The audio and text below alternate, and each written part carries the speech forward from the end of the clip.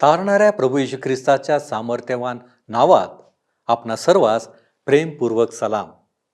प्रियानो, आज आपण मत्तेकृत शुभवर्तमान 16वा अध्याय आणि 21 वचनापासून ते 17वा अध्याय 13व्या वचनापर्यंत अध्ययन करणार आहोत. आजच्या अध्ययनात आपण पाहणार आहोत की येशू स्वतःचे मरण व पुनरुत्थान याविषयीचे भविष्य करतो. हे भविष्य ऐकल्यानंतर ज्या शिष्याने म्हणजेच पेत्राने येशू हा ख्रिस्त आहे ही कबुली दिली होती, तोच आता सैतानाद्वारे फसविला जाऊन अडखळण होण्याच्या गोष्टी बोलताना दिसतो. नंतर येशू आपल्या शिष्यांना आत्मत्यागासाठी आवाहन करतो. या घटनेनंतर 16व्या अध्यायाची समाप्ती होऊन आपण 17व्या अध्यायाची सुरुवात करणार आहोत. यामध्ये आपण अतिशय महत्त्वाच्या घटनेचा अभ्यास करणार आहोत. ती घटना म्हणजे येशूचे रूपांतर. तर मग चला प्रियानो, आपण आजच्या अध्ययनास सुरुवात करूया. श्रोत्यानो, ह्या दिवसांमध्ये आम्ही मत्तेकृत शुभवर्तमान ह्याचे अध्ययन करीत आहोत आणि 16व्या अध्यायाच्या 20 वचनांपर्यंत आम्ही अध्ययन पूर्ण केले आहे. आज आम्ही येशू त्याच्या मृत्यूविषयी व पुनरुत्थानाविषयी घोषणा करतो ह्याविषयी पाहणार आहोत. ही पहिली वेळ आहे की प्रभू येशू त्याच्या शिष्यांना त्याच्या मृत्यू व पुनरुत्थानाविषयी सांगत आहे. त्याला वधस्तंभावर खेळण्यापूर्वी जवळपास 6 महिने आधीची ही वेळ होती. इतकी महत्वाची घोषणा करण्याकरिता त्याने इतका विलंब का केला? अर्थातच त्याचे शिष्य त्यासाठी तयार नव्हते. त्यांच्या प्रतिसादावरून असं वाटतं की ते अद्यापही तयार नव्हते. तो येरुशलेमला मरण्याकरिता जात आहे ही वस्तुस्थिती त्याने 5 वेळा सांगितली आणि ती आम्हाला 17वा अध्याय 12व्या वचनात, 17वा अध्याय 22 आणि 23 वचनांमध्ये, 20वा अध्याय 18 आणि 19 वचनांमध्ये आणि नंतर 20वा अध्याय 28व्या वचनामध्ये पाहायला मिळते. इतक्या गंभीरपणे सूचना दिल्यानंतरही शिष्य त्याच्या म्हणण्याचा अर्थ त्याच्या पुनरुत्थानापर्यंत समजू शकले नाहीत. 16वा अध्याय 21वा वचन सांगतं, 16वा अध्याय 21वा वचन मी आपणाकरिता वाचत आहे. तेव्हापासून येशू ख्रिस्त आपल्या शिष्यांना सांगू लागला की मी येरुशलेमेस जाऊन वडील, मुख्य याजक व शास्त्री ह्यांच्याकडून पुष्कळ दुःखे सोसावी, जीवे मारले जावे व 3ऱ्या दिवशी उठविले जावे ह्याचे अगत्य आहे. तुमच्या आणि माझ्यासाठी श्रोत्यांनो, प्रभू येशूने हे केले. हे शुभवर्तमान आहे की ख्रिस्त शास्त्राप्रमाणे तुमच्या व माझ्या पापांसाठी मरण पावला, पुरल्या गेला आणि पुन्हा जिवंत झाला. तो कोण आहे हे तुम्हाला माहीत असायला हवे. त्याने तुमच्या आणि माझ्यासाठी काय केले हे आम्हाला माहीत असायलाच हवे. आपणाला जर ह्या 2 गोष्टी माहीत आहेत व आम्ही विश्वासाने त्याच्यावर विश्वास ठेवून त्या गोष्टींना स्वीकारित आहोत, येशू ख्रिस्ताला स्वीकारित आहोत, तर आमचे तारण झाले आहे. हे निकोदेमस शिवाय पूर्वी कधीच कोणाला प्रगट करण्यात आले नव्हते. फक्त योहानकृत शुभवर्तमान 3रा अध्याय 1 ते 16 वचनांमध्ये आमच्या प्रभूच्या सेवेच्या सुरुवातीस निकोदेमाला हे प्रगट करण्यात आले.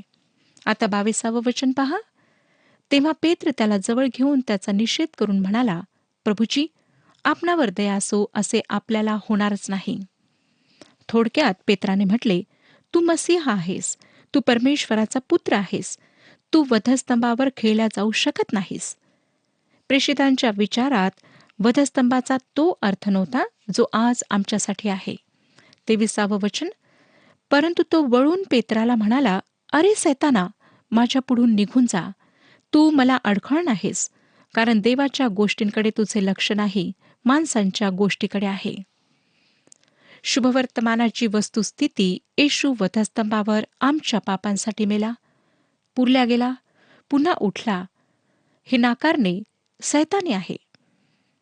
आमच्या जागी येशूने जो मृत्यू सहन केला त्याद्वारेच आमचे तारण झाले आहे. नंतर पेत्राने पेत्राचे पहिले पत्र 2रा अध्याय 24व्या वचनामध्ये लिहिले. पेत्राचे पहिले पत्र 2रा अध्याय 24वे वचन, त्याने स्वतः तुमची आमची पापे स्वदेही वाहून खांबावर नेली, ह्यासाठी की आपण पापाला मेलेले होऊन सदाचरणासाठी जगावे. त्याला बसलेल्या माराने तुम्ही निरोगी झाला आहात. श्रोत्यानो, ह्या ठिकाणी पेत्राच्या अंतकरणाचे किती विलक्षण परिवर्तन झाले ते आम्हाला दिसते. आमच्या प्रभूने पेत्राला म्हटले, सैताना, माझ्यापुढून निघून जा. कल्पना करा की पेत्र तो आहे ज्याला देवाच्या आत्म्याने सांगितले की येशू देवाचा पुत्र आहे, आणि दुसऱ्याच क्षणी सैतानाला त्याने पेत्राला फसवू दिले. 24वे वचन. मग येशू आपल्या शिष्यांना म्हणाला, माझ्या मागे येण्याची कोणाची इच्छा असेल तर त्याने स्वतःचा त्याग करावा व आपला वधस्तंभ उचलून घेऊन मला अनुसरावे. त्याने स्वतःचा त्याग करावा. आपल्याला आधीच माहीत आहे की त्याग करण्यास अधिक कठीण असणारी व्यक्ती कोण, तर आमचा स्वतःचा त्याग. स्वतःचा त्याग करणे म्हणजे स्वतःचे सर्वस्व बाहेर काढून त्या जागी ख्रिस्ताला ठेवणे, ख्रिस्ताला प्राधान्य देणे. आपला वधस्तंभ उचलून घेऊन मला अनुसरावे. आम्हाला श्रोत्यानो ख्रिस्ताचा वधस्तंभ नाही, परंतु स्वतःचा वधस्तंभ उचलायचा आहे. जर आम्ही त्याला अनुसरू इच्छितो तर तुमच्या व माझ्यासाठी वधस्तंभ तयार आहे. 25 ते 27 वचने. कारण जो कोणी आपला जीव वाचवू पाहतो तो आपल्या जीवाला मुकेल, आणि जो कोणी माझ्याकरिता आपल्या जीवाला मुकेल त्याला तो मिळेल. मनुष्याने सर्व जग मिळविले आणि आपला जीव गमावला तर त्याला काय लाभ? अथवा मनुष्य आपल्या जीवाबद्दल काय मोबदला देणार? मनुष्याचा पुत्र आपल्या पित्याच्या गौरवानिशी आपल्या दूतांसह येईल, त्यावेळी तो प्रत्येकाला ज्याच्या त्याच्या कृत्याप्रमाणे फळ देईल.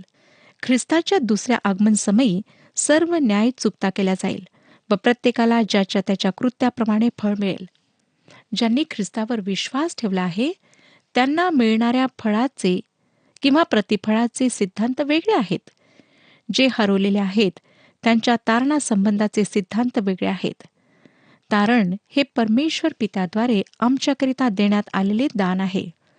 कर्मांनी आम्ही तारण किंवा मोक्ष किंवा पापमुक्ती प्राप्त करून घेऊ शकत नाही.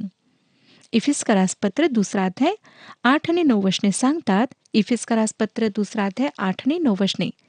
कारण कृपेनेच विश्वासाच्या द्वारे तुमचे तारण झालेले आहे, आणि हे तुमच्या हातून झाले असे नाही, तर हे देवाचे दान आहे. कोणी आढ्यता बाळगू नये म्हणून कर्मे केल्याने हे झाले नाही. श्रोत्यानो, येशू ख्रिस्ताने वधस्तंभावर जे कार्य पूर्ण केले त्यावर विश्वास ठेवून येशू ख्रिस्ताला तारणारा म्हणून स्वीकारल्याने तारण प्राप्त होते.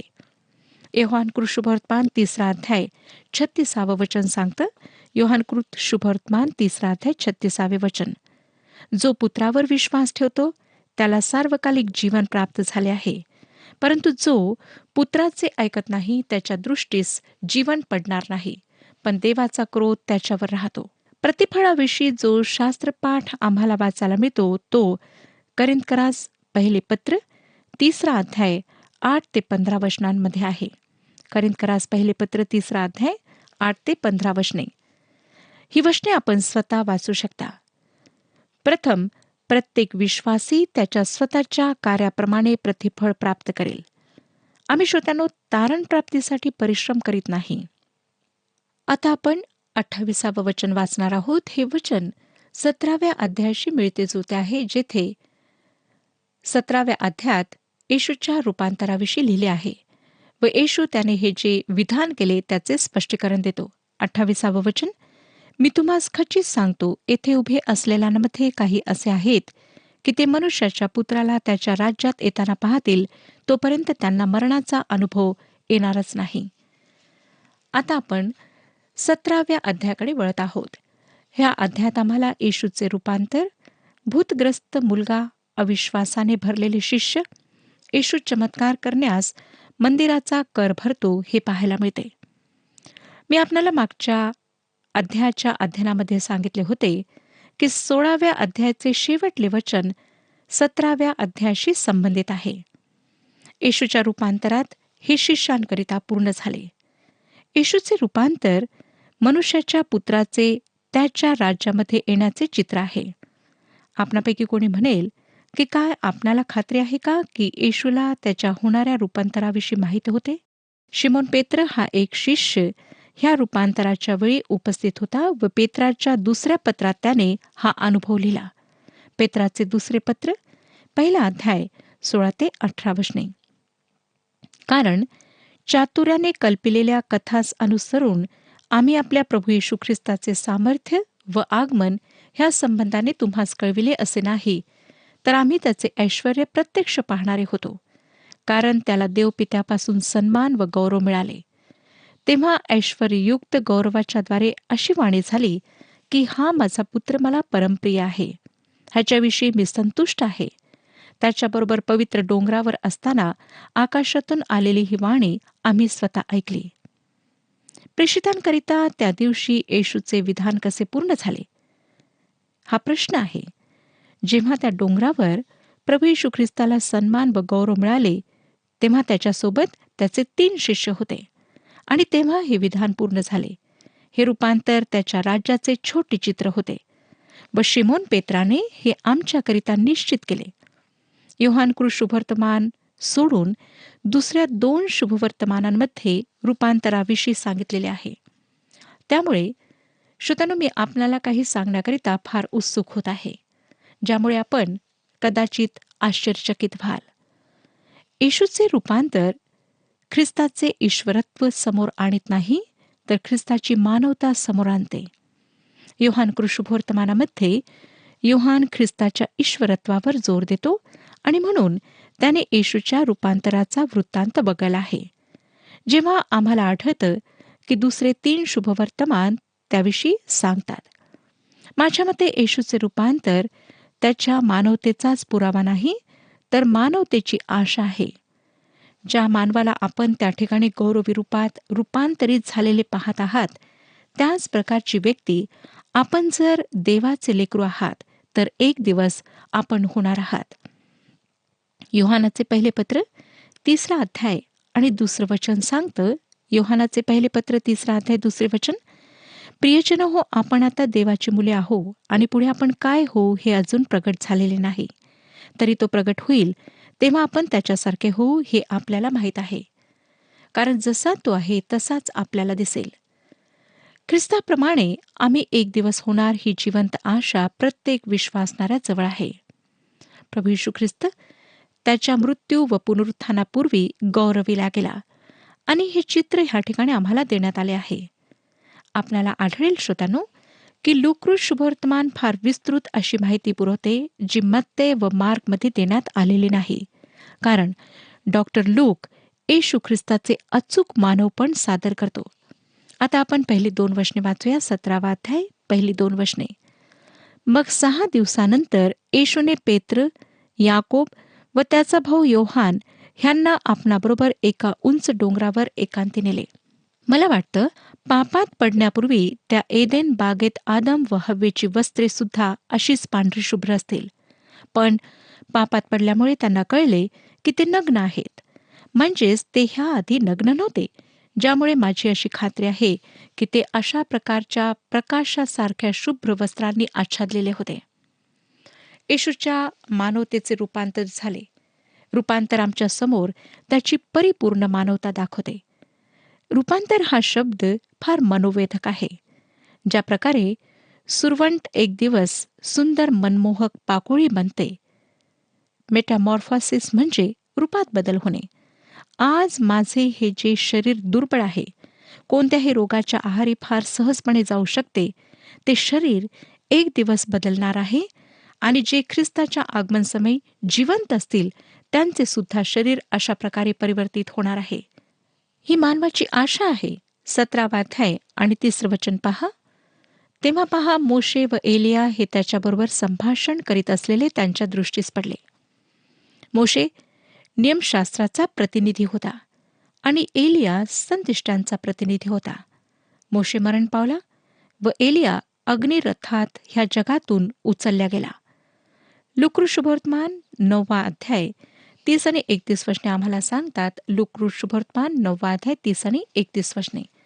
आणि पहा, मोशे व एलिया हे दोघे जण त्याच्याबरोबर संभाषण करीत होते.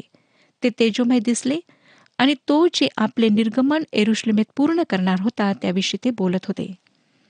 नियम व संदेष्टे दोघेही प्रभू येशू ख्रिस्ताच्या मृत्यूचे साक्षीदार होते. 4थं वचन. मग पेत्र येशूला म्हणाला, प्रभूजी, आपण येथे असावे हे आपल्याला बरे आहे. आपली इच्छा असली तर मी येथे 3 मंडप करीतो, आपणासाठी एक, मोशेसाठी एक व एलियासाठी एक. पेत्र बोलण्याची कुठलीही संधी दवडत नसे. प्रत्येक प्रसंग त्याच्यासाठी फारच महत्वाचा असे. नेहमीच बोलण्यासाठी तत्पर असलेला पेत्र नेमके चूक तेच बोलत असे. परंतु हे फक्त पेंटिकॉस्टच्या दिवसापर्यंतच चालले. परंतु ह्या ठिकाणी तो जे काही बोलला ते चूक होते. त्याने चूप राहायला हवे होते.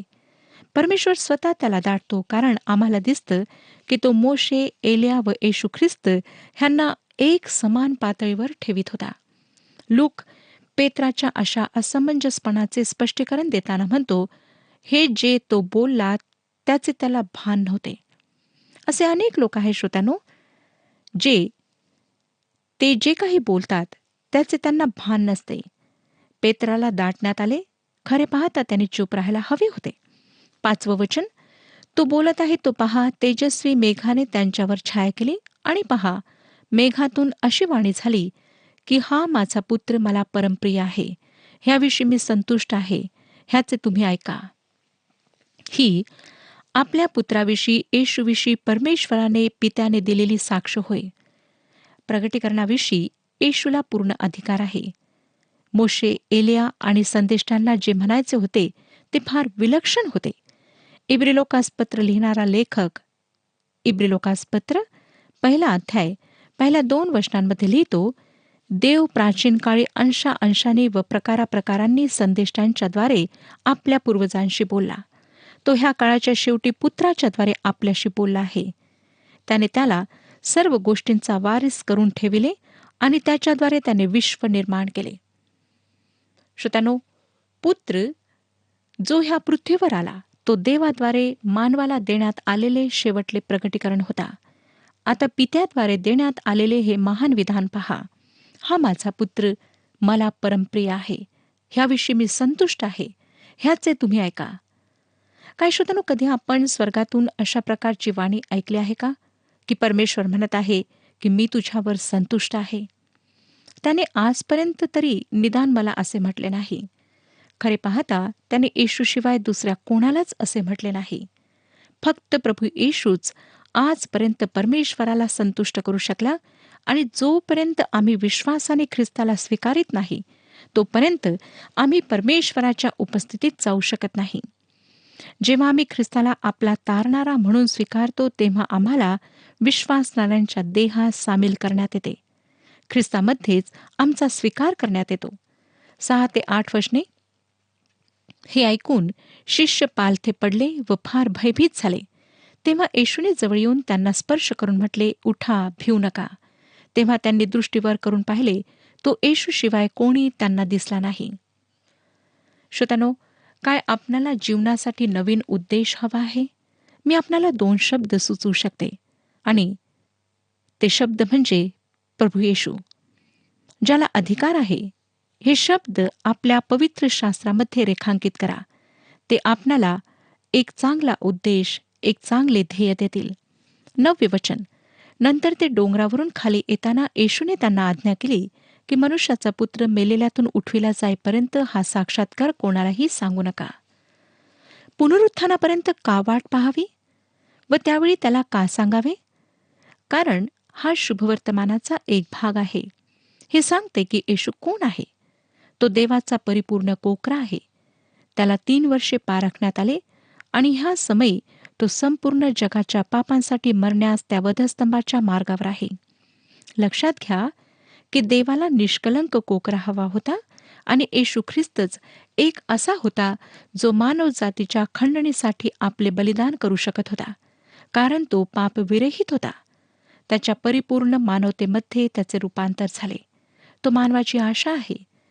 मानवाची आशा विज्ञान किंवा शिक्षणात नाही. आज दोहोंनी आम्हाला खाली पाहायला लावले आहे. जितकी प्रगती झाली तितकीच किंवा त्याहून अधिक नुकसान झाले आहे. आज श्रोत्यानो, प्रदूषणामुळे जी संसाराची गती आहे ती आपणाला चांगली माहीत आहे. काही दिवसांपूर्वी मी वर्तमानपत्रात वाचले की प्रदूषणामुळे असे ढग वर आकाशात बनत आहेत ज्यात ॲसिड आहे, आणि वैज्ञानिकांच्या मते 2020 मध्ये ॲसिडचा पाऊस पडेल. विज्ञान आमच्या समस्यांचे उत्तर नाही. ते आमच्या समस्या सोडवू शकत नाही. माझ्यावर विश्वास ठेवा श्रोत्यानो, आशा फक्त एकाच व्यक्तीत आहे आणि ती व्यक्ती म्हणजे प्रभू येशू ख्रिस्त. आपण त्याला ओळखता ह्याची खात्री करून घ्या. तोच आम्हातील प्रत्येकाची आशा आहे. आता आपण 10 ते 12 वचने वाचूया. त्यावर त्याच्या शिष्यांनी त्याला विचारले, मग एलिया प्रथम आला पाहिजे असे शास्त्री का म्हणतात? त्याने उत्तर दिले, एलिया येऊन सर्व काही यथास्थित करील हे खरे. पण मी तुम्हा सांगतो की एलिया तर आलाच आहे आणि त्यांनी त्याला न ओळखता त्यांना वाटले तसे त्यांनी त्याचे केले. त्याप्रमाणे मनुष्याचा पुत्रही त्यांचे सोसणार आहे. आता ही फार विलक्षण असे विधान आहे. मलाखीच्या भविष्यद्वाणीत जे सांगितले आहे त्याची पुष्टी येशू ख्रिस्त ह्या ठिकाणी करीत आहे. श्रोत्यानो, ह्याद्वारे अनेक लोकांच्या मनात बप्तिस्मा देणाऱ्या योहानाविषयी प्रश्न उठतो. काय तो खरोखर एलिया होता? ही समस्या मत्तेकृ शुभवर्तमान 11व्या अध्यायामध्ये सुद्धा आम्ही हाताळली. आमचा प्रभू येशू ख्रिस्त पुढे होणाऱ्या गोष्टी आधीच समजून घेऊन सांगत आहे की ख्रिस्ताला वधस्तंभावर मरायचे आहे, कारण बप्तिस्मा देणारा योहान हा एलिया नाही आणि ख्रिस्त त्याचे राज्य स्थापित करायला येण्यापूर्वी एलियाला यायचे आहे हे सांगण्याचा तो प्रयत्न करतो. आमचा प्रभू म्हणतो की ते जर त्याला राजा म्हणून स्वीकारतील तर योहान एलिया होईल.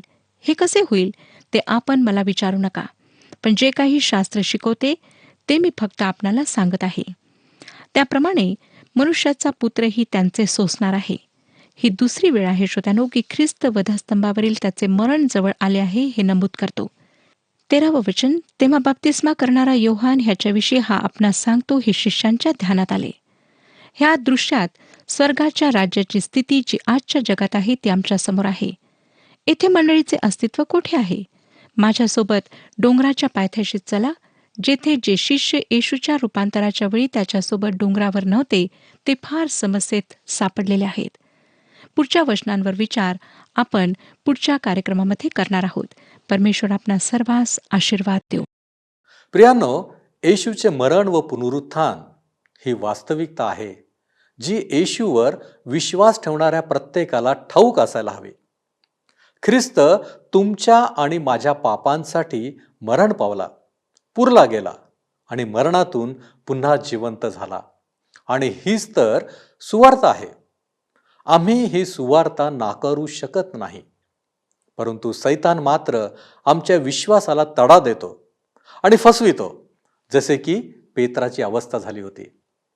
आज आपण आत्मत्याग म्हणजे काय हे सुद्धा पाहिले आहे. ख्रिस्ताला अनुसरण्यासाठी आवश्यक असलेली ही महत्त्वपूर्ण गोष्ट आहे. आणि शेवटी आपण आणखी एक महत्त्वाची गोष्ट शिकलो, ती म्हणजे येशूचे रूपांतर. त्याच्या मानवतेचाच पुरावा नाही तर मानवतेची आशा देखील आहे. प्रियांनो, या सर्व गोष्टी आमची आत्मिक उन्नती दृढ करणाऱ्या आहेत. ही सुवार्ता स्वीकारा आणि ख्रिस्ताला अनुसरण्याचा प्रयत्न करा. आपण प्रार्थना करू. आम्हाला आमच्या जीवनामध्ये पूर्णता देणाऱ्या आमच्या महान प्रेमळ परमेश्वरा, धन्यवाद देतो, तुझी स्तुती करतो, तुला गौरव देतो. प्रभूजी, तुझ्या वचनांच्या द्वारे तू आम्हाला शिकवत आहेस. आम्ही शिकावं, या गोष्टी आम्ही स्वीकाराव्या आणि प्रभूजी तुझ्यामध्ये आम्ही सदैव दृढ राहावं ही तुझी इच्छा आहे. आणि म्हणून प्रभूजी आम्ही तुला विनंती करतो, तू आम्हाला सहाय्य कर. आज आम्ही विशेष करून प्रार्थना करतो प्रभूजी, आज जे दर्शक आहेत त्यांच्यामध्ये जे आजारी लोक आहेत त्यांच्यासाठी आम्ही विनंती करतो.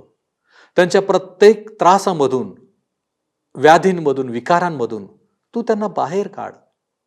त्यांच्या